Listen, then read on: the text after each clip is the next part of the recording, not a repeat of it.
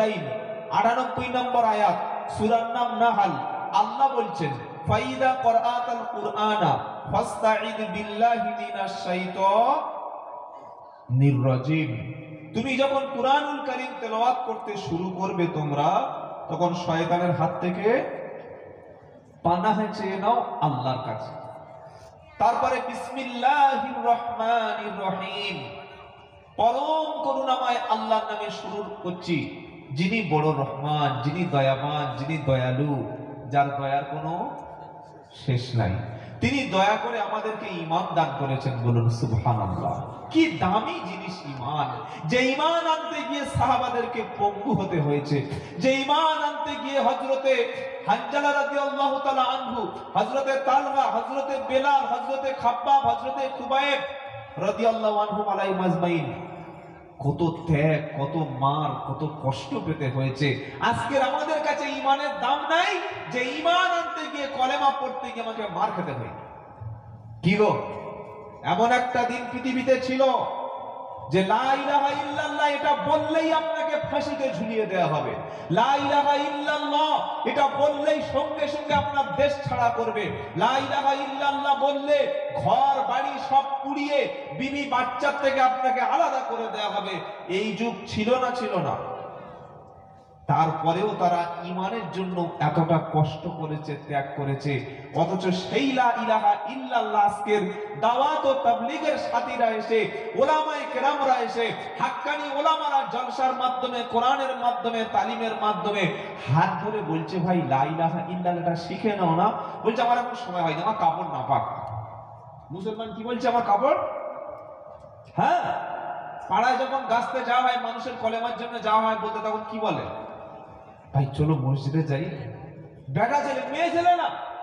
যদি কোনো মেয়ে ছেলে বলে যে আমার কাপড় নাপাক বা আমি নাপাক আছি, এটা মেনে নেওয়া যায় কি যায় না? কারণ আল্লাহ তাদের মাসে একটা সিস্টেম করেছে, তাদের যে মাসআলা রয়েছে, মাসে কিছুদিন নাপাক থাকবেই। ও চাইলে থাকবে, না চাইলেই থাকবে। কিন্তু একটা বেটা ছেলে, একটা পুরুষ, একজন ঈমানওয়ালা, তার কাছে দাওয়াতের কলেমার সাথীরা এসে বলছে চলো মসজিদে যাই, চলো নামাজ পড়তে যাই। ইমাম সাহেব বলছে চলো নামাজ পড়তে যাই, মুয়াজ্জিন সাহেব বলছে চলো নামাজ পড়তে যাই। নামাজি ব্যক্তিরা ধরেছে চলো মসজিদে যাই, তুমি তো আমাদের কলেমার ভাই। তখন বলছে হুজুর আমি নাপাক, আমি নাপাক। নাপাক মানে কি? হয় গোসল করেনি আর নয় পানি নেয়নি। এর বাইরে কিছু আছে? কথা বলে না। হয় গোসল করেনি, সকাল থেকে রাতের গোসলটা সারেনি ঠান্ডা বলে, আর 2 নম্বর টানা হলে পানি নেয়নি।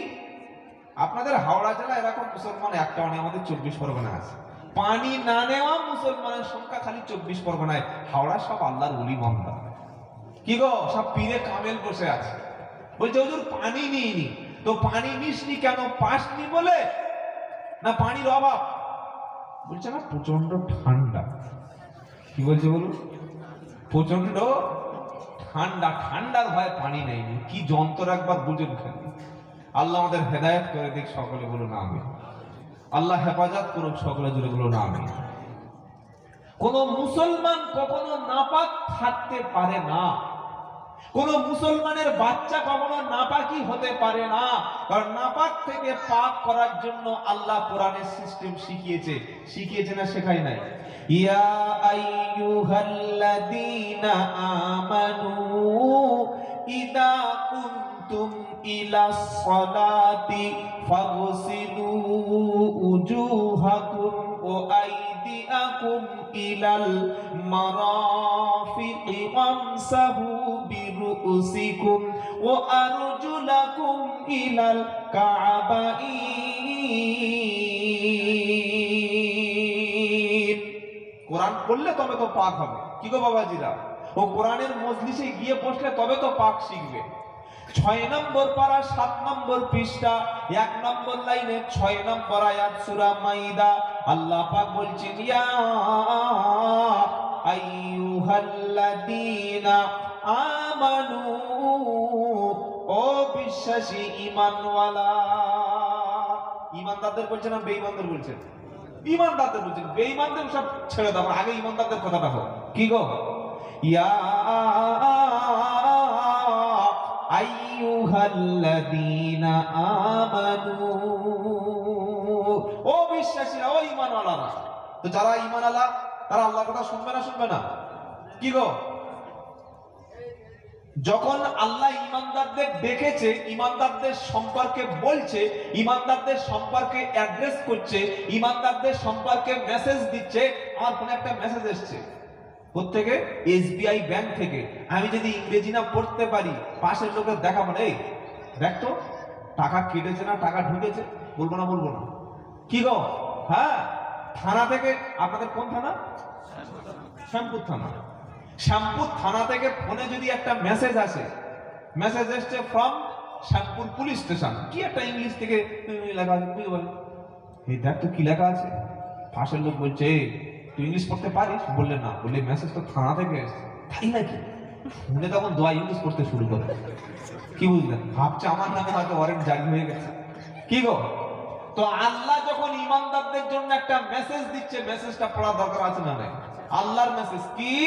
ইয়া আইয়ুহাল্লাযীনা আমানু ইযা কুনতুম ইলাস সালাতি ফাগসিলু উজুহাকুম, ও বিশ্বাসী বান্দারেরা, তুমি যখন নামাজের জন্য তৈরি হবে, প্রথমে তোমার মুখটা তুমি কি করবে? ধুইয়ে নেবে। ও আইদিয়াকুম ইলাল মারাফিকি, বুঝতে পারছেন? ওজুর ফরজ গো, দু হাতের কনুই পর্যন্ত ধুইয়ে নেবে। ওয়ামসাহু, মাসাহ করবে। বিরুসিকুম, মাথা। ও আরজুলাকুম ইলাল কাবাইন, তোমার পায়ের যে গাঁট রয়েছে, নির্দিষ্ট জায়গা রয়েছে, তার উপর পর্যন্ত তুমি ধুইয়ে নেবে। আল্লাহ ডাক দিল একবার, শিখিয়ে দিল চারটি জিনিস। একটা হলো মুখ ধুইয়ে নাও, আর একটা হাত ধুইয়ে নাও, আর একটা মাথা মাসাহ করো, আর একটা তুমি পা ধুইয়ে নাও। চারটি যখন হয়ে গেল, এই অবস্থায় তুমি এবার নামাজ পড়ো, এই অবস্থায় তুমি কোরআন পড়ো, এই অবস্থায় তুমি যত ভালো ভালো কাজ আছে সবকিছু করো। ভালো কাজ হলো সবচাইতে নামাজ, ভালো কাজ হলো কোরআন তেলাওয়াত। আগে তুমি ওযুটা সেরে নাও। কিছু মুসলমান আছে, ও বছরে দুবার ওযু করে। কখন কখন? গোশ খাবে বলে, আর ঈদুল ফিতরে নামাজ পড়ে শালিকে নিয়ে দীঘায় যাবে বলে। বউ নিয়ে যাবে না। হ্যাঁ, অত বোকা নাকি? কচি কচি মাল পাবে। ছি ছি ছি ছি। পাড়ার ছেলেরা বলছে, ভাই এটা কে? ভাবির এত বয়স তো। চুপ কর, ভাবি বাড়িতে আছে, এটা ভাবির ছোট বোন। তো ভাবির ছোট বোন তোর সঙ্গে ঘোরা যায়? বললো আমরা শালি, আমার ছোট শালি। ছোট মানে কত? নাবালক শালি। 4 বছর 5 বছর 8 বছর 10 বছর হলে বাবা বিড়ি সেন করতে আসে না, এত সুন্দর সেন আসে, দেখে আসে। থাক থাক, বুঝতে পারো না, ভিটামিন জিনিস খাচ্ছে।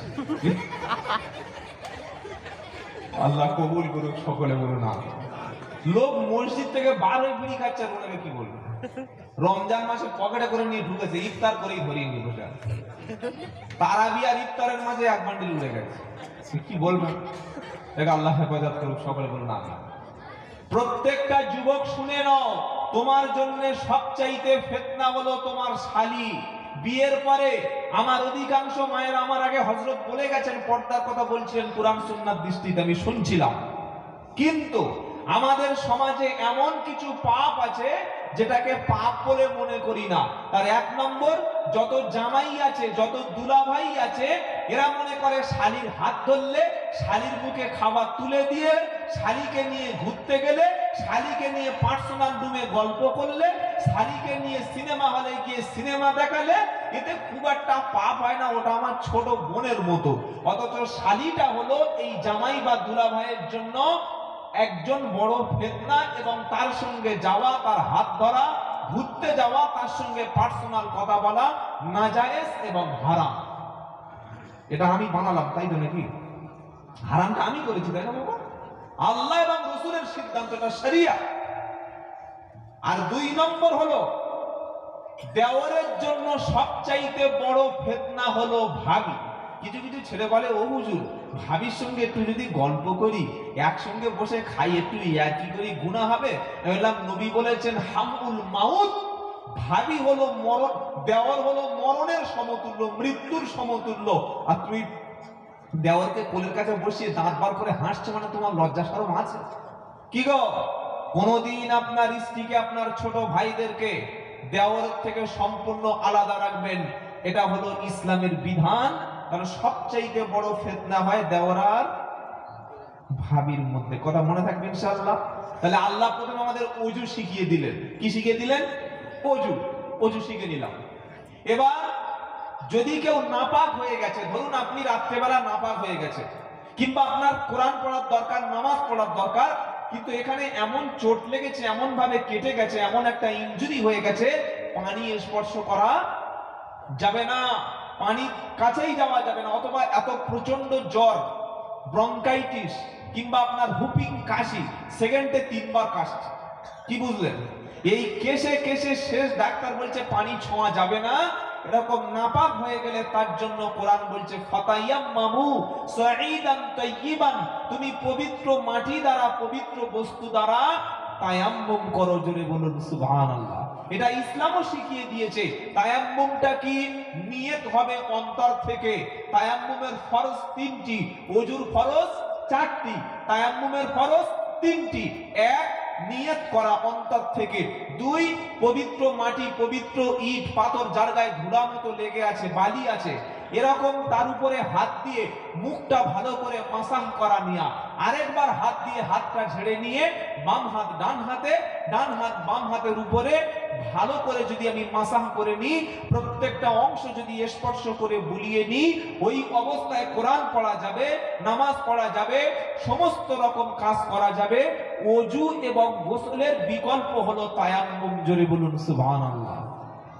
তবে এই ক্ষেত্রে আমাদের বাড়ির শাশুড়িরা বড্ড বাড়াবাড়ি করে, বললে রাত্রে যদি নাপাক হয়ে যাস খবরদার মাটিতে পা দিবি না।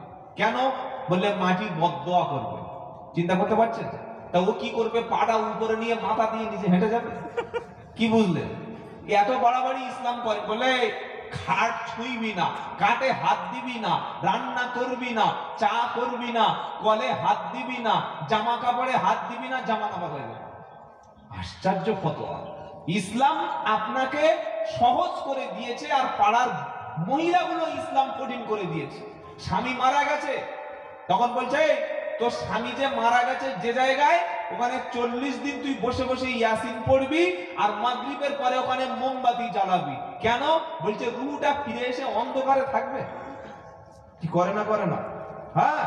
আবার বলছে মরণের 40 দিন পরে হুজুরদের ডেকে এনে বড় গরু জবাই করে 4 কুইন্টাল চাল রান্না করে 500 লোককে খাইয়ে দিবি। ওটার নাম দিয়েছে আমাদের সমাজ খানা। কি নাম দিয়েছে? সমাজে খানা হয় না? হয় না? এখন হয়। আস্তাগফিরুল্লাহ। যদি খাওয়াতে হয়, ইয়েতিমকে খাওয়াও, দরিদ্রকে খাওয়াও, মিসকিনদেরকে খাওয়াও, পাড়ায় যাদের খাওয়া হচ্ছে না তাদের খাওয়াও। যে মেয়েটা বিধবা, তার বাচ্চা নিয়ে ভিক্ষা করছে, ওকে 2 কুইন্টাল চাল কিনে দাও। মাদ্রাসায় কত ইয়েতিম বাচ্চা কোরআন শরীফ কিনতে পারে না, কিতাব কিনতে পারে না, ড্রেস কিনতে পারে না, ওদেরকে টাকাটা দিয়ে দাও। মসজিদে নামাজ পাঠি কিনে দাও, মসজিদে 10 পিস কোরআন কিনে দাও, মসজিদের ওযুখানায় কাজ বাকি আছে করে দাও। কবরে এসে কিয়ামত পর্যন্ত সওয়াব পাবে। ও বাদ দিয়ে 40-এর দিন এমন বড় মিলাদ হচ্ছে, পাড়ার লোক খেয়ে বারোচ্চার বলছে লোকটা যেমন ভালো ছিল গোশটা হয়েছে ওইরকম সুন্দর। কি হয় না? হয় না? এগুলো আলেমদের সঙ্গে আলোচনা করবেন। তো পবিত্র মোটামুটি শিখে নিলাম ইনশাআল্লাহ। কোরআন এমন একটা জিনিস, ঈমান এমন একটা পবিত্র মূল্যবান বস্তু, যে মুসলমান কোনোদিন নাপাক থাকতে পারে না। সব সময় পাক, সব সময় পাক হয়ে যাবে। কারণ পাক থাকতে হবে। আল্লাহ এনি টাইম, এনি মুহূর্ত, এনি টাইম, যে কোনো সময় আমাকে ডাকবে, ডাকার আগে কোনো সিগন্যাল দেবে না। চলুন আমরা আলোচনা শুরু করি। ওয়াল আসর, সূরার নাম কি? আসর। ওয়াল আস, আল্লাহ পাক কসম করছেন আসর। এখানে আইন সাদ র, এই আসর শব্দের অর্থ মুফাসসিরিনরা বলেছে সময়। কি বলেছেন বলুন? সময়ের কসম। আমার আল্লাহ কসম করছেন কিসের? সময়ের। আর সবচাইতে বেশি সময় নষ্ট করে মুসলমান জাতি, সবচাইতে বেশি সময়। অথচ আল্লাহ বলছেন ইন্নাস সালাতা কানাত আলাল মুমিনিনা কিতাবাম মাওকুতা। এটা 5 নম্বর পারা 14 নম্বর পৃষ্ঠা 10 নম্বর লাইনের 103 নম্বর আয়াত সূরার নাম নিসা। আমার আল্লাহ বলছেন নিশ্চয়ই মুমিনদের উপরে নির্ধারিত সময়, টাইম মতো, সময় মতো নামাজ পড়াকে আমি আল্লাহ ফরজ করে দিয়েছি। বলুন সুবহানাল্লাহ। ফজরের নির্দিষ্ট সময়, জোহরের নির্দিষ্ট সময়, আসরের নির্দিষ্ট সময়, মাগরিব এবং ইশা, এই 5টি সময় নির্দিষ্ট সময় করে তুমি নামাজটা পড়তে যাও।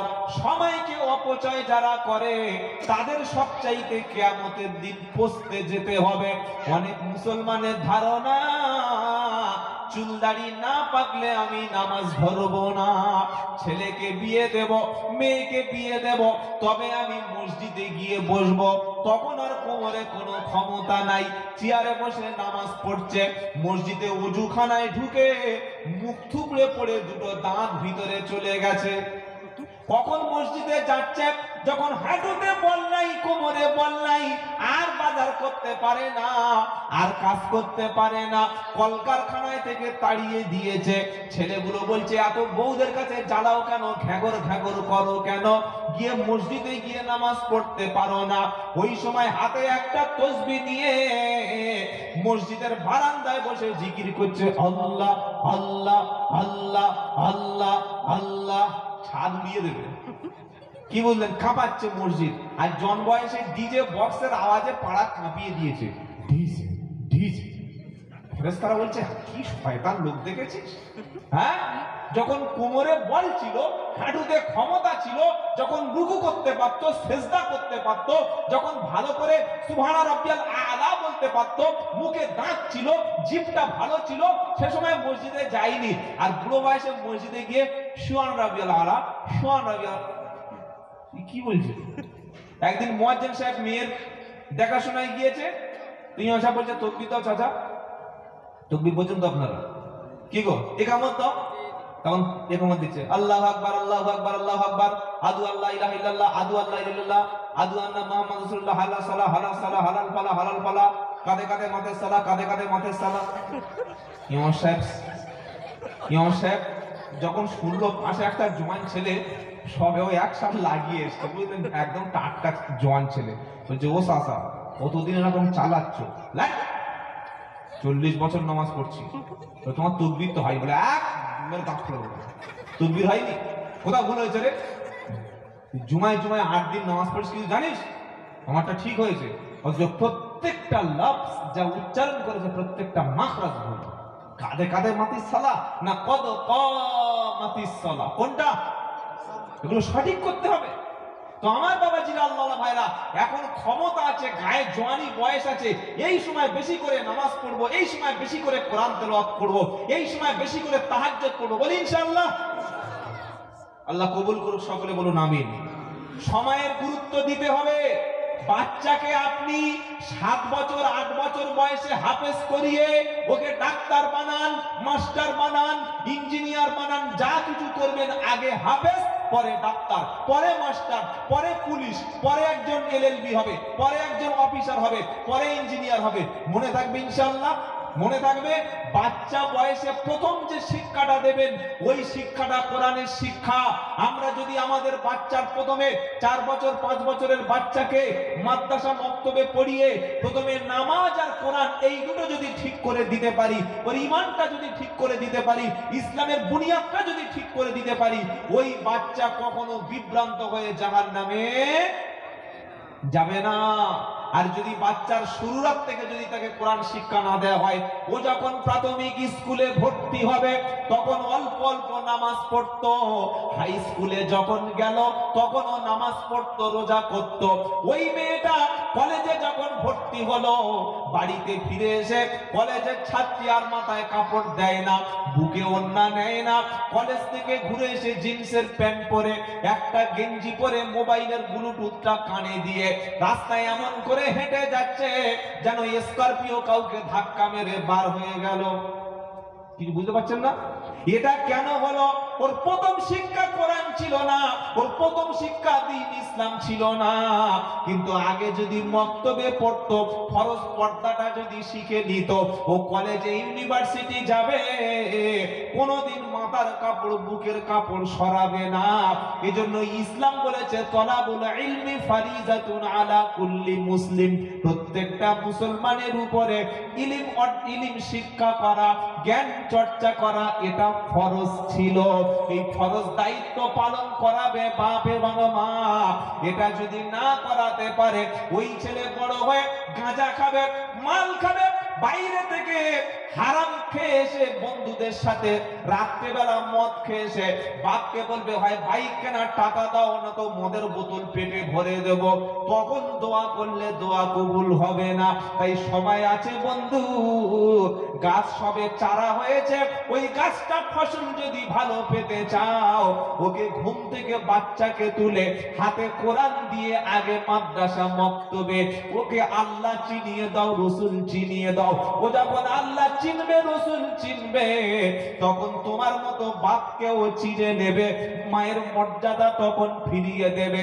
আর আল্লাহ এবং রসুলের সাথে ওর সম্পর্ক যখন থাকবে না, বাপের সামনে বসে বিড়ি খাবে, লজ্জা শরম করবে না। আজকে মেয়েদের হায়া শরম লজ্জা কিচ্ছু নেই, কিচ্ছু নেই। লজ্জা থাকলে আর মেয়েটা 18 বছর, 16 বছর, 19 বছর বয়সের মেয়ে মায়ের সামনে বসে বসে অন্য ছেলের সাথে বয়ফ্রেন্ডের সঙ্গে কথা বলতে পারে ফোনে? মার সামনে বসে ফোন করছে। মা বলছে কে ওটা? বলছে আমার ক্লাসমেট, বেস্ট ফ্রেন্ড। মার সামনে বসে মা বলছে আচ্ছা ঠিক আছে, চালা চালা। মা চালানোর সুযোগ দিচ্ছে। এটা মা না, এটা দুশ্মন। কি গো বাবাজিরা, আমাদের ছেলেরা এমন বন্ধুদের সাথে মিশছে যে বন্ধুরা গাঁজা খায়, মিথ্যা বলে, আর গাঁজা খেয়ে ঠোঁটটা দেখেছে একদম কুকুরের ব্যাক সাইড করে ফেলেছে। এত কালো, খৈনি খাচ্ছে, তেরঙ্গা খাচ্ছে, শেকর খাচ্ছে, শান্তি খাচ্ছে, মুখের মধ্যে কথা বলছে, শুধু খালি শান্তি বার হচ্ছে, কিছু বার হয় না। কি বুঝলেন? আপনি ওই বন্ধুদের সঙ্গে মিশতে দিবেন কেন? আমার ছেলেকে, আপনার ছেলেকে এমন কোন বন্ধুদের সঙ্গে ঘুরতে দেবেন না যে বন্ধু বেনামাজি, যে বন্ধু মিথ্যা বলে, যে বন্ধু হারাম খায়, যে বন্ধু দাঁড়িয়ে পেশাব করে, যে বন্ধুর মধ্যে নামাজ নেই। আপনার ছেলে, আপনার মেয়েকে ওই রকম বন্ধুদের সাথে কোনো সম্পর্কই রাখতে দেবেন না। কারণ আপনার ছেলে, আপনার মেয়েকে বাঁচানোর দায়িত্ব আপনার, এই জিম্মাদারি আপনার দিয়েছে। আপনি যদি ভুল করেন, কিয়ামতের দিন এই ছেলে এই মেয়ে বুকের উপরে পা তুলে দিয়ে মারিয়ে চেপে ছেড়ে জাহান্নামে চলে যাবে। বলে হুজুর এগুলো আপনি বানাচ্ছেন না তো? পারা নাম্বার 24, পৃষ্ঠা নাম্বার 19, লাইন নাম্বার 1, আয়াত নাম্বার 29, সূরার নাম হামিম সাজদা। আল্লাহ পাক বলছেন জাহান্নামীরা, অপরাধীরা যখন দুনিয়াতে সঠিক রাস্তা না পেয়ে আখিরাতে জাহান্নামে যাবে, তারা আল্লাহর কাছে বলবে রব্বানা আরিনাল লাদাইনি আদাল্লানা মিনাল জিন্নি ওয়াল ইনস নাজআলহুমা তাহতা আকদামিনা লিয়াকুনা মিনাল আসফালিন। রব্বানা, ও আমার রব, আয় আমাদের আল্লাহ, আরিনাল্লাহ দাইনি আদাল্লানা, আমাদেরকে দেখিয়ে দাও কারা আমাদের গোমরাহি বানিয়েছে। আমি আল্লাহ চিনতাম না, আমি নামাজ জানতাম না, আমি 18 বছর বয়সের ছেলে, এখনো পর্যন্ত নাপাক হয়ে গেলে কিভাবে গোসল করতে হয়, আল্লাহর কালামটা কি আমি জানতাম না, আমাদের নবীর কলেমাটা সঠিকভাবে এখনো শিখতে পারলাম না, এখনো পর্যন্ত আমি জানাজার নামাজ নামাজের নিয়ম জানি না, কিভাবে সালাম দিতে হয় জানি না, কিভাবে খেতে হয় খাওয়ার তরিকাটা জানি না। এইগুলো আমাদেরকে শিক্ষা দিল না কারা? তাদেরকে আল্লাহ তুমি বলে দাও মিনাল জিন্নি ওয়াল ইনস, মানুষ এবং জিনদের মধ্য থেকে। আল্লাহ বলবে কেন?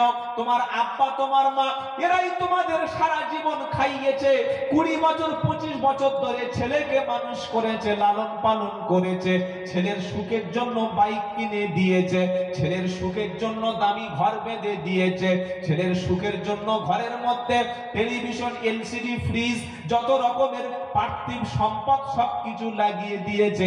অথচ এই ছেলেটাকে স্কুল কলেজ ইউনিভার্সিটি পড়াশোনা করায়নি, আর ছেলে এবং মেয়েকে দিন শিক্ষা দেয়নি। এত গুরুত্ব এই দিনের শিক্ষার। এই শিক্ষা ছাড়া আপনার ছেলেকে কোনোদিন আপনি সঠিক পথে আনতে পারবেন না, শিক্ষা ছাড়া। আর এই শিক্ষা মুসলমানরা ঘৃণার চোখে দেখবেন। মাদ্রাসায় পড়িয়ে বেকার ফালতু করে লাভ আছে? মক্তবে পড়িয়ে কি হবে? কিন্তু যারা ইমানের গুরুত্ব বুঝেছে, শিক্ষার গুরুত্ব বুঝেছে, তাদের সন্তানকে আগে বানায় আলেম, আগে বানায় হাফেজ। মিনিমাম কোরআন এবং নবীর সুন্নাতটা তাদের মধ্যে আছে, বলুন সুবহানাল্লাহ। বাবাজিরা, আল্লাহ ভাই, আমাদের ছোট ছোট নিষ্পাপ বাচ্চারা, আপনি কি চাইছেন এই বাচ্চারা মাতাল হোক? আপনি কি চাইছেন এই বাচ্চারা গাঁজাখোর তৈরি হোক? আপনি কি চাইছেন আপনার বাচ্চারা মদখোরদের সাথে ঘুরুক, এরা লটারি খেলুক, এরা সুদ খাক, এরা ঘুষ খাক, এরা জেনা ব্যভিচার করুক? এখনো গো বুড়েনি, সকাল পর্যন্ত ফ্রি ফায়ার খেলছে, গো বুড়ে। কেউ খেলছে না, খেলে না। বাপ ঘুমাচ্ছে, মা ঘুমাচ্ছে, ছেলেরা 3টে পর্যন্ত ফ্রি ফায়ার পাবজি খেলে ফোনে চার্জ শেষ করে চোখ শিয়ালের মতো লাল করে এসে ঘরে ফাটা ঢুকে, ঘরে হলো, ঘরে হলো। মা বলছে শিয়াল ঢুকলো নাকি রে? খুলে দেখছে সেই ছোটন। কে ঢুকছে বলো? ছোটন। লেওন কোথায় ছিলিস বাবা? মানে জন্ম দিয়েছে, মাল কোথায় গিয়েছে খবর নাই। কি ধরনের ব্যাপার ছিল, আশ্চর্য হয়ে যাবেন। আমি যে মসজিদে জুমা পড়াই, একদিন যাচ্ছি ফজরের সময় মসজিদে, ফজরের সময় থেকে আমার থেকে ছুটে কোথায় ছিল? বলে হুজুর বাড়ি যাচ্ছি। কেন? বলে ফ্রি ফায়ার খেলছি। কি হারামখোর, চিন্তা করো। সারা রাত রাস্তা ছিল, সারা রাত ভয়ে দেখার কথা রাস্তায় ছিল। এই আমাদের যুবক সমাজ যাচ্ছে কোন দিকে? বাপ মা যারা আছেন কঠোর হন, শিক্ষা গ্রহণ করুন। আপনার সন্তান সন্ধ্যার পরে বাড়ির বাইরে গেলে, ছেলে হোক মেয়ে হোক, ওই ভাব দিয়ে যাবে। যাবে কি যাবে না?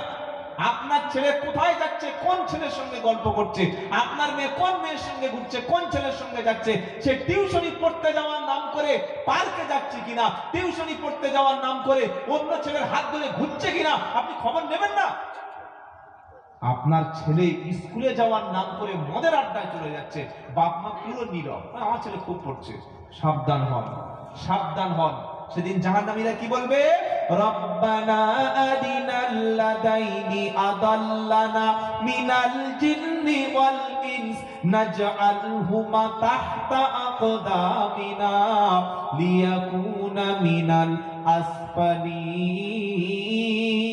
আসফালিন। আল্লাহ, মানুষ এবং জিনদের মধ্য থেকে আমাকে কারা গোমরাহি বানিয়েছে? প্রথমে বাপ মা ধরা পড়ে গেল, তারপরে স্বামী ধরা পড়বে। কি ধরা পড়বে বলুন না? আচ্ছা, হালকা একটু খাই। আলহামদুলিল্লাহ, প্রথম বাপ মা ধরা পড়ে গেল। আর যে বাপ মা কোরআন শিখিয়েছে তার লাভটা শুনবেন? এবার শুনবেন না, শুনবেন না? যে বাপ মা সন্তানকে নামাজি বানিয়েছে, যে বাপ মা মেয়েকে দিন শিক্ষা দিয়েছে, পর্দার সঙ্গে রেখেছে, আমার আল্লাহ তাআলা কিয়ামতের দিন এই বাপ মাকে যখন জান্নাতে দেবে, ছেলে মেয়ে আত্মীয় স্বজন সবাইকে একই জান্নাতে যাওয়ার নির্দেশ দেবে। জোরে বলুন।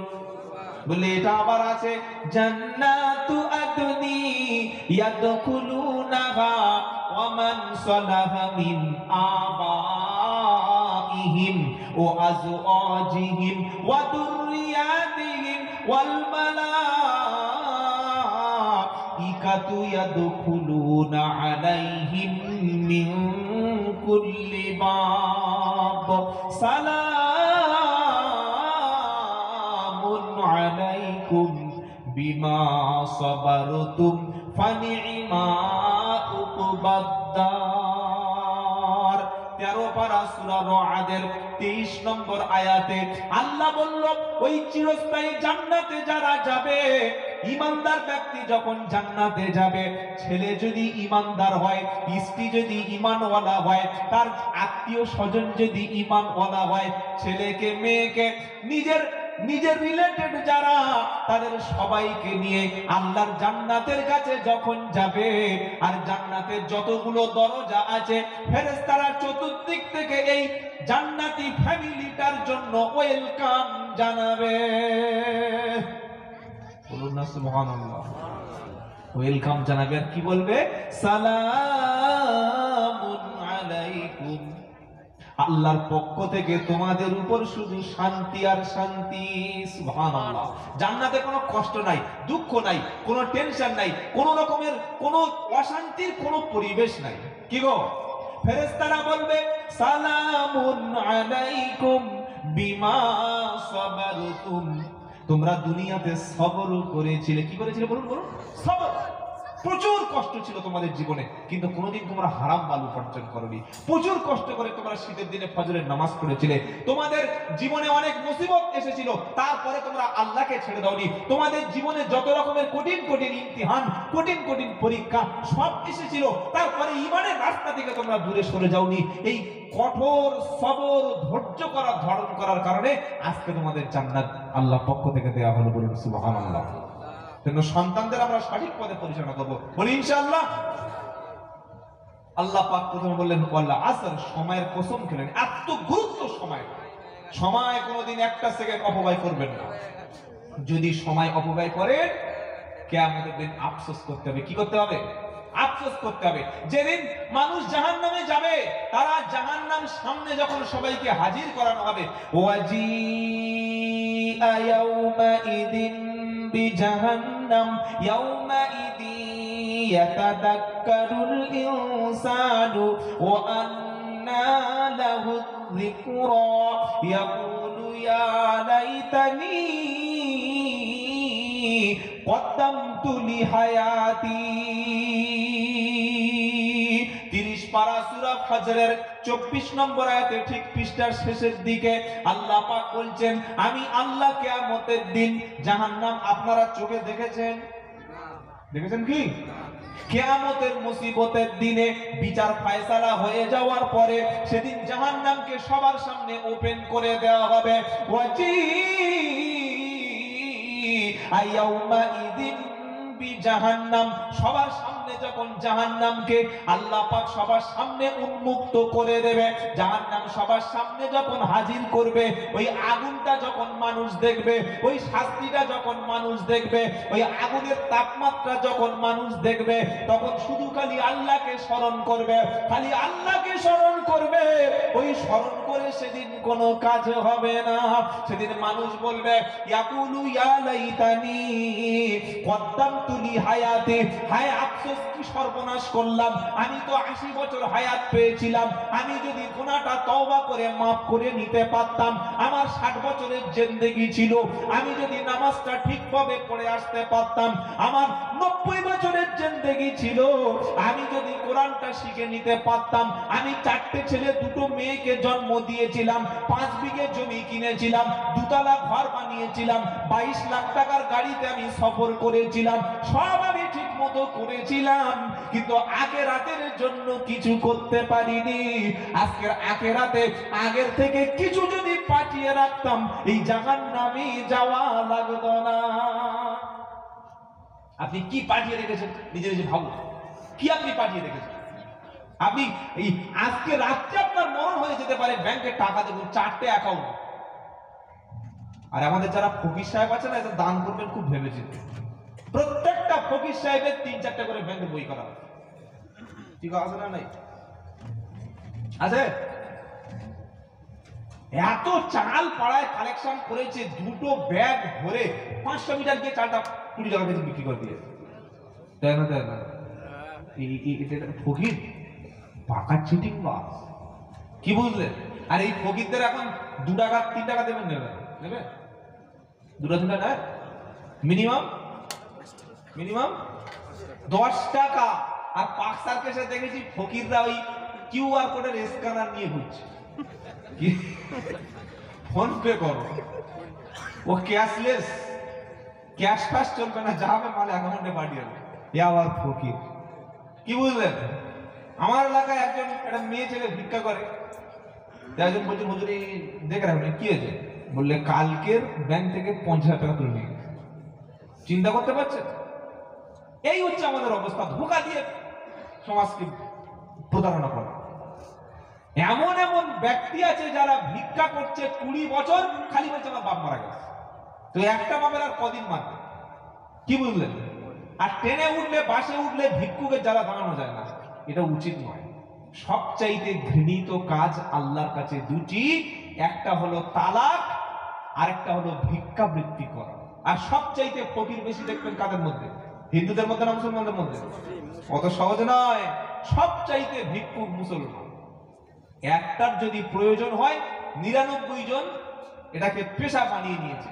মাথায় টুপি আর 6 মাস যদি না দাড়ি কাটি, আমার চাইতে আরো 6 ইঞ্চি ঝুলে যাবে, কি বুঝলেন? মাথায় 10 টাকার টুপি আর 6 মাস দাড়ি চাঁচেনি, গোপটা ব্লেড দিয়ে কামিয়ে নিয়েছে, একটা 4 মিটার 100 টাকা মিটার কাপড় কিনে নিয়েছে, 30 টাকার ব্যাগ কিনে নিয়ে দরজায় গিয়ে লা ইলাহা ইল্লাল্লাহ, মাগো দুটো ভিক্ষা দাও, 3 দিন খাইনি। কমন ডায়লগ ফকিরের, 3 দিন খাইনি। তো 3 দিন আগে তুই বেঁচে আছিস? আর যদি ওকে বলেন ভাই আমি তোকে সারা জীবনের মতো খাওয়াচ্ছি, আমার বাড়ি থাক, ওই জীবনে থাকবে না, জীবনে থাকবে না। কেন? ওই জানে আমার একটা ডেলি পার ডে 500 টাকা 700 টাকা ইনকাম আছে ক্যাশ, আর চাল তো 12-14 কেজি আছে। দিন গেলে যার 1000 টাকা ইনকাম, ও কারোর বাড়িতে বসে বসে ফ্রিতে খাবে? কি বুঝলেন? আপনি বলবেন যে আমার বাড়িতে বসে বসে খা, আর তোর সপ্তাহে 200 টাকা হাত খরচ দিচ্ছি, কোনো কাজ করতে হবে না, খালি নামাজ পড়বি আর আমার ঘরে খাবি, থাকবে না? বাবা আমার ছয়গুলো আগে, কারণ ও ধান্দা হচ্ছে ভিক্ষা করে খাওয়া। কি বুঝতে পারলেন? তো আল্লাহওয়ালা ভাইরা, জ্ঞানী জনেরা, সেদিন মানুষ আফসোস করে বলবে আল্লাহ যদি কিছু আগে পাঠিয়ে রাখতে পারতাম। আগে কি পাঠাবো? নেক আমাল। বলুন আমরা কি পাঠাবো? নেক আমাল, ভালো ভালো কাজ। কিছু কাজ এমন আছে সমাজে যে কাজের মাধ্যমে আমাদের জাহান্নামের আগুনকে আল্লাহ হারাম করে দেয়, বলুন সুবহানাল্লাহ। সেই কাজের মধ্যে একটা কাজ হলো অন্ধকারে আল্লাহর ভয়ে, জাহান্নামের ভয়ে চোখের পানি ফেলা, বলুন সুবহানাল্লাহ। 2 ব্যক্তির জন্য 2টি ফোঁটা আল্লাহর কাছে সবচাইতে পবিত্র। এই যে ভাই, হ্যালো, ও চাওয়ালা, এই যে এখন চা দিও না বাবা, আমি চলে গেলে যত পারো হাঁড়ি ধরে খাওয়াবো, এখন দিও না। যদি কোনো 2-1 মুরব্বী খেতে চায়, পার্সোনাল এখানে একজন চেয়ার নিয়ে বসুন, উঠে এসে খেয়ে যায়, তাহলে আমি এদিকে আলোচনা করে যাব, আর সুসু করে খাবে, আর দারুণ হচ্ছে।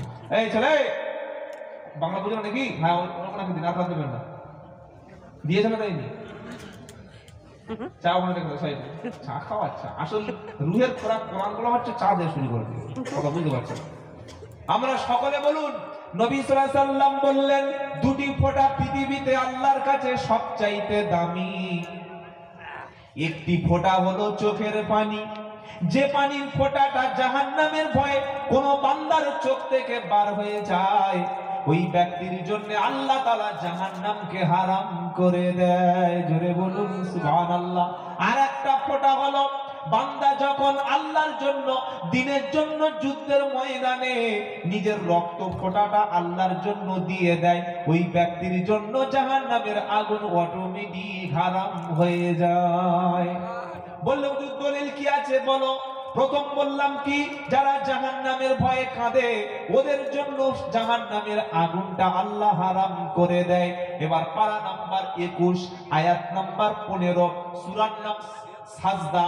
আল্লাহ বলছেন তাতাজাফা জুনুবুহুম আনিল মাদাজি'i ইয়াদউনা রাব্বাহুম খাওফাও ওয়া তামা ওয়া মিম্মা রাযাকনাহুম ইউনফিকুন।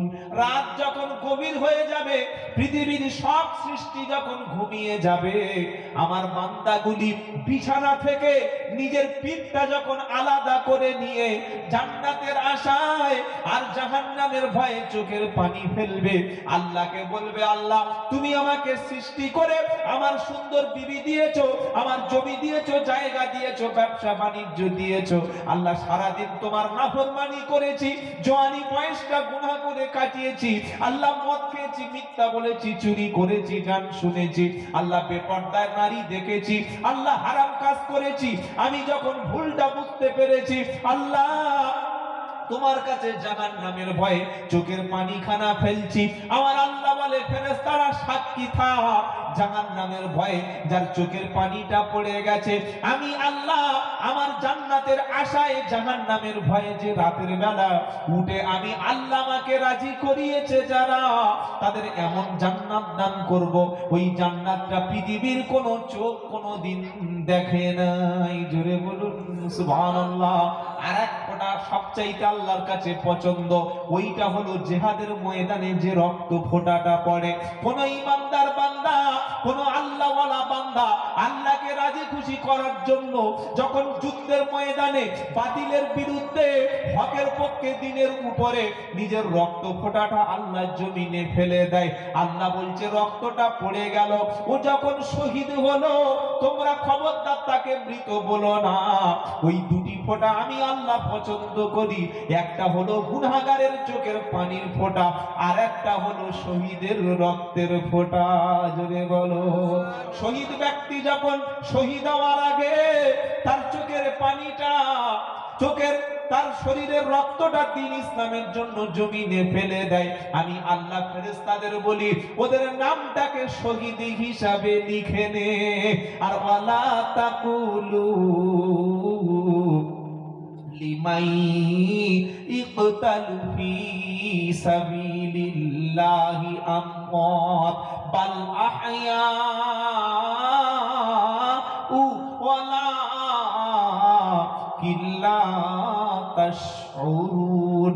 দ্বিতীয় পারা, দ্বিতীয় পৃষ্ঠা, 13 নম্বর লাইন, 153 নম্বর আয়াত সূরা বাকারা।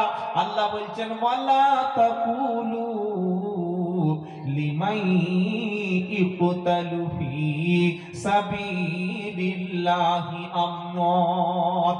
আমার রাস্তায় যারা শহীদ হয়েছে, জীবন দিয়েছে, তাদেরকে তোমরা মৃত বলো না, তারা জীবিত, এটা তোমরা জানো না। আল্লাহ বলছে শুধু জীবিত এটা না, বরং আমি আল্লাহ আমার পক্ষ থেকে তারা রুজি পায়। যদি বলুন না, এটা সূরা আল ইমরানে আছে, ওয়ালা তাহসাবান্নাল্লাযীনা কুতিলু ফি সাবিলিল্লাহি আমওয়াতা বাল আহইয়াউন ইনদা রাব্বিহিম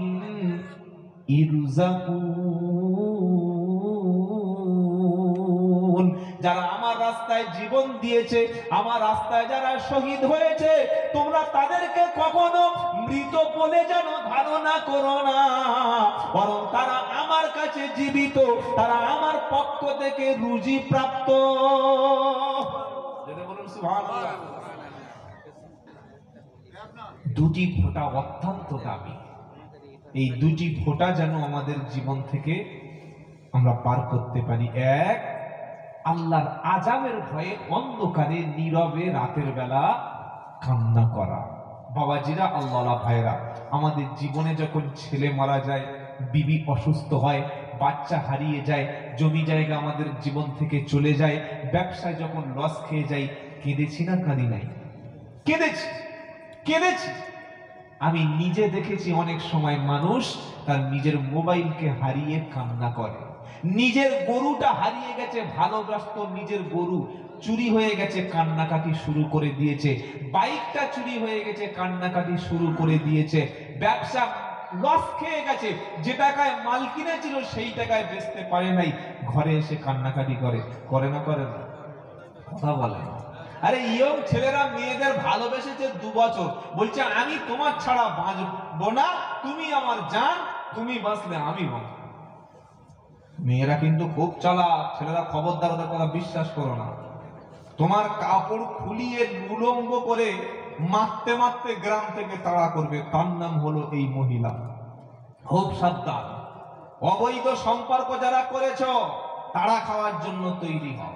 বললে তোমার ছাড়া বাঁচবো না, তুমি আমার জান, আমি বাঁচলে তোমার নিয়ে বাঁচবো, মরলে তোমার নিয়ে মরবো। 2 বছর ভালোবেসেছে। এবার মেয়ের বাপ যখন জানতে পেরে যে আমার মেয়ে যার সঙ্গে সম্পর্ক ওটা একটা কাজের ছেলে, ভিখারির ছেলে, গাড়ি বাড়ি স্ট্যাটাস নাই, চাকরিওয়ালা ছেলে নয়, তখন ভালো একটা পয়সাওয়ালা ছেলেকে দেখে মেয়ের সঙ্গে বিয়ে দিয়েছে। আর মেয়েরা সব সময় কি চায় জানেন? পয়সাওয়ালা ছেলে। কি চায়? কথা বলেন। ও গাঁজা খায়, খা, কি পয়সাওয়ালা ছেলে যত চরিত্র খারাপ হোক ও ঠিক হয়ে যাবে। তো ওই ছেলের সঙ্গে বিয়ে দিয়েছে। তুমি যে 2 বছর এত ভালোবাসলে, পড়াশোনার জীবনটা শেষ করে ফেলেছো, তুমি রাতের ঘুমগুলো হারাম করেছো, তোমার জীবনের কত টাকা তুমি উড়িয়ে দিয়েছো। তুমি বাড়িতে শুয়ে শুয়ে কাঁদছো, আজকে আমার কি হলো, আমার যাওয়ার আগে পুরো একদম কাঁচা বাঁশ দিয়ে চলে গেল। কি বুঝলেন? ছেলেরা কাঁদে, মানুষ আপন জিনিস হারিয়ে গেলে কাঁদে।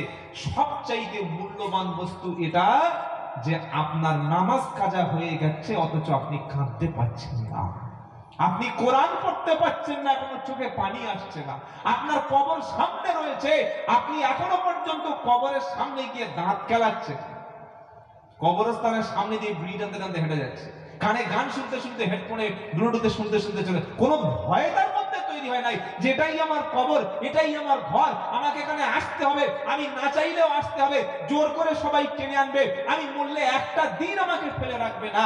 এই ভয়ে কোনোদিন কবরের সামনে গিয়ে কেউ দাঁড়ায় না, কাঁদে না। সবচাইতে মূল্যবান চোখের পানি হলো জাহান্নামের ভয়ে কান্নাকাটি করা। কাঁদবো ইনশাআল্লাহ? ইনশাআল্লাহ বলেন। কখন? দিনের বেলা না রাতের বেলা?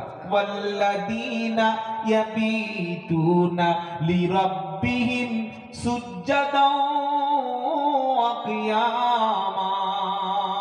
জোরে বলুন সুবহানাল্লাহ। সূরা ফুরকানের 68 নম্বর আয়াত। আল্লাহ বলছেন আমার মুমিন ব্যক্তিদের একটা বৈশিষ্ট্য হলো তারা রাতকে সিজদা এবং কিয়াম অর্থাৎ দাঁড়িয়ে দাঁড়িয়ে নামাজ পড়ে রাতকে অতিবাহিত করে। বলুন সুবহানাল্লাহ। নামাজ পড়ে চলে আসে না। আমরা যারা নামাজি ভাই, নামাজ পড়ে আল্লাহর কাছে দোয়া করি না, করি না? কি গো, নাকি নামাজ পড়ে বলি এই নামাজ পড়ে যে আমি জান্নাত পেয়ে নিয়েছি বলতে পারি? না, কখনো না।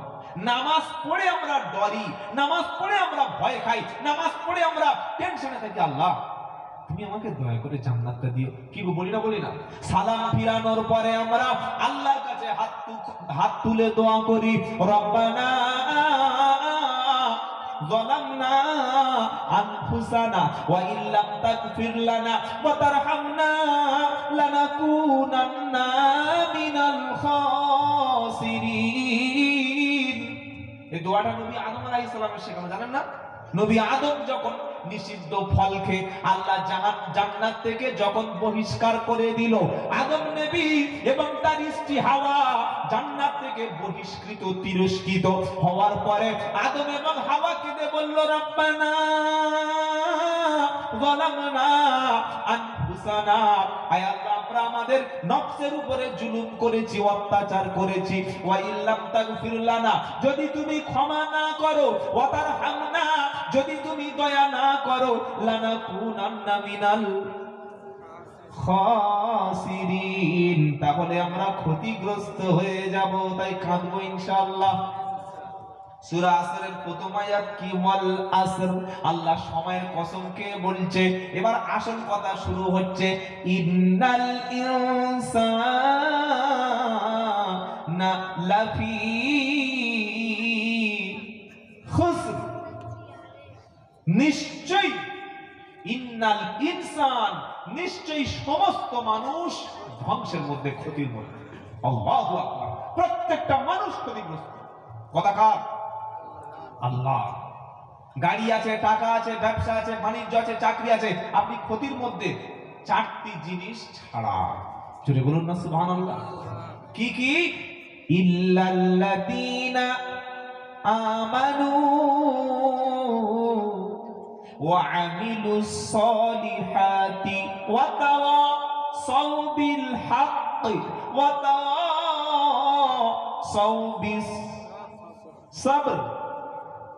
এই চারটি কোয়ালিটি, চারটি গুণ, চারটি কাজ যারা করতে পেরেছে, যে মানুষগুলি, তা ছাড়া পৃথিবীতে যত মানুষ দেখেন, যত ব্যক্তি দেখেন, সবাই ধ্বংসের মধ্যে। টাকা চলে গেছে জীবনে, টাকা ইনকাম করতে পারবো কি পারবো না? পারবো। যৌবন চলে গেছে, আবার আমি সুস্থ হলে আমার যৌবন ফিরে পাবো। মাথায় টাক পড়ে গেছে, চুল ফিরে পাওয়া যাবে না? কি যাবে না? 6 মাসে চুল এনে দেবে, গ্যারান্টি দিচ্ছে। দেখছেন না, মাথায় চুল গজিয়ে দেবে। হ্যাঁ, কি গো, দাঁত পড়ে গেছে, টাকা দিয়ে দাঁত কাটানো যায় কি যায় না? হ্যাঁ যায়। চোখের পাওয়ার কমে গেছে, দামি পাওয়ার চশমা লাগিয়ে দেবো। ঘর নষ্ট হয়ে গেছে, ওর থেকে টাকা ইনকাম করে ভালো ঘর বানানো যাবে। বিবি মারা গেছে, পাওয়া যাবে না? যাবে না? ভালো পাওয়া যাবে, সব পাওয়া যাবে। জমি জায়গা, টাকা পয়সা, সম্পদ সব পাওয়া যাবে। কিন্তু যদি আমার ঈমান নষ্ট হয়ে যায়, ঈমানটা যদি খারাপ হয়ে যায়, ঈমানের মধ্যে যদি গলদ হয়ে যায়, ওই ঈমানকে ফিরিয়ে আনার জন্য আমাকে চারটি কাজ করতে হবে, চারটি জিনিস আমার থাকতে হবে। কারণ আল্লাহ বলছেন সমস্ত মানুষ ধ্বংসের মধ্যে। এই যে খাসিরিন, খুসরুন শব্দটা এত ব্যাপক অর্থ কোরআনের মধ্যে আল্লাহ তাআলা বলেছেন। যদি কেউ ক্ষতিগ্রস্ত হয়ে যায়, দুনিয়া এবং আখিরাত দু জায়গায় সে ক্ষতির মুখে পড়ে যাবে। কি বলছি বুঝতে পারছেন না? যদি কেউ ঈমান না নিয়ে কবরে চলে যায়, আমল ছাড়া কবরে যায়, সবর ছাড়া কবরে যায়, দুনিয়া গেল, আবার আখিরাত চলে গেল, দুটোই শেষ। প্রথমে কি? ঈমান। প্রথমে কি? ঈমান। ঈমান কি? একজন ব্যক্তি যখন বলল লা ইলাহা ইল্লাল্লাহ, তখন সেই ব্যক্তি মুখ দিয়ে বলল, অন্তর দিয়ে বিশ্বাস করলো, সে হলো ঈমানওয়ালা। বলুন সুবহানাল্লাহ। এবার মুখে যে বলেছে, অন্তরে বিশ্বাস করেছে, ওইটা তার কাজে প্রমাণ হবে। কিসে? জোরে বলুন। কাজে প্রমাণ হবে। আর আপনার কাজ, আপনার ব্যবহার, আপনার আখলাক, আপনার চরিত্র বলে দেবে যে মুখের ঈমান আর অন্তর ঈমান ওটা কাজে আসে কিনা। আজান যখন হয়ে যাবে, আল্লাহু আকবার, আল্লাহু আকবার, সঙ্গে সঙ্গে ঈমান যদি থাকে, বলবে চল চল, আগে চল। কোথায়? কোথায় গো? যার মধ্যে ঈমান আছে, ঈমান তাকে বারবার সিগন্যাল দেবে, চল। কোথায়? কোথায়? রিজালুল লা তুলহিহিম তিজারাতু ওয়ালা বাইউল আন যিকিরিল্লাহ ওয়া ইকামিস সালাতি ওয়া ইতাআজ যাকাতি ইয়াখাফুনা ইয়াওমান তাতাকাল্লাবু ফীহিল কুলুবু ওয়াল আবসার। 18 পারা সূরা নূরের প্রথম লাইনের 37 নম্বর আয়াত। আল্লাহ বলছে, ওই সমস্ত লোকগুলি যাদের ব্যবসা বাণিজ্য কাজকর্ম আল্লাহর জিকির থেকে এবং আল্লাহর নামাজ থেকে কখনো গাফেল রাখতে পারে না, আমি আল্লাহ তাদেরকে বিনা হিসাবে রুজি দিয়ে রাখি। জোরে বলুন সুবহানাল্লাহ। যে বলবে লা ইলাহা ইল্লাল্লাহ, আজান হয়ে গেলে দুনিয়ার সমস্ত কাজটা তার কাছে তুচ্ছ হবে। আল্লাহু আকবার, আল্লাহু আকবার মানে আল্লাহ মহান, আল্লাহ সবচাইতে বড়। আর তারপরে মুয়াজ্জিন বলল হাইয়া আলাস সালাহ, এসো নামাজের দিকে। মুয়াজ্জিন নিজের মতো ডাকছে না, আল্লাহর নির্দেশ মতো ডাকছে। আল্লাহ যখন ডেকেছে, দোকানটা তখন বন্ধ হয়েছে। আল্লাহ যখন ডেকেছে, চাকরিটা তখন থামিয়ে দিয়েছে। আল্লাহ যখন ডেকেছে, ঘুমটা তখন ভেঙে গেছে। মনে মনে করবে রব্বানা, আল্লাহ আজকে ডেকেছে, আমি যদি হাজিরা দিতে পারি, কিয়ামতের দিন আমি আল্লাহর ডাকে জান্নাতি হব। ঈমান আছে কিনা ওটা দাড়ি